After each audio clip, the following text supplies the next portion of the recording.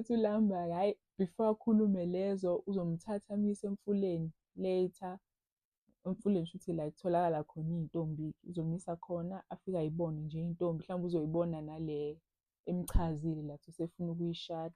Iscene elandelayo sibabone sebehamba beye emfuleni, khona nabanye nje abafana abawu-3 shuthi nabo baye emfuleni bayoshela. Kuthi vele kuyaziwa nje ukuthi uma ufuna intombi hamba uye emfuleni, uma ufuna indoda hamba uye emfuleni.